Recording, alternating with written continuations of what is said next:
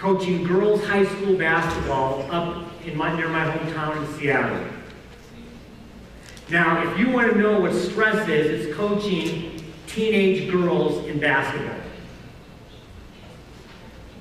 I didn't get a laugh over that, did I? I can tell you that is a high-stress job because the drama in there is just unbelievable. But the reality is they were looking to me as their leader.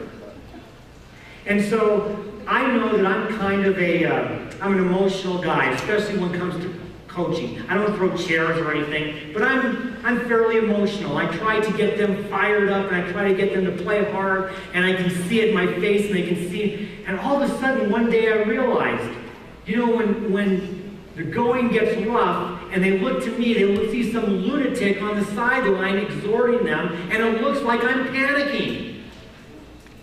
So what do? They panic too. And then what happens, they don't play very well when they're panicked.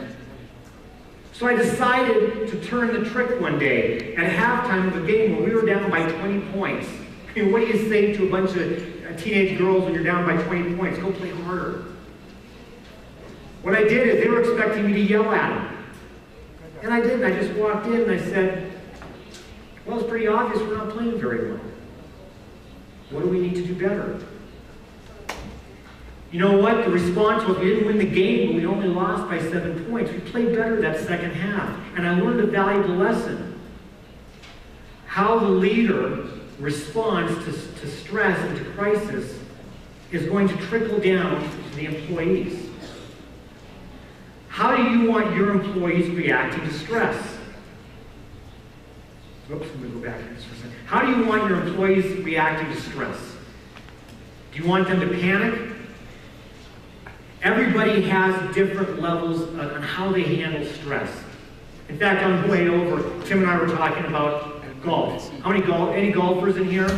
Anybody like to play golf? Okay, I see a couple hands. There's got to be more golf. Okay, there's got to be some golfers in here. I know that when I was a competitive golfer in high school, I know that when I play golf, and I'm keeping score, and I'm looking hole by hole, I can get a little bit stressed if I hit a double bogey. What's going through my head is like, oh gosh, a double bogey. In order to get this score, I'm going to have to par these next couple holes. What happens? It's usually followed by another double bogey. I stopped keeping score. I still kept score, but I didn't count it up. Turns out I play better when I'm not stressed. Turns out your employees perform better when they're not stressed. So what can you do? And by the way, stress is one of those factors when we're talking about going back to number 1 on health and medical.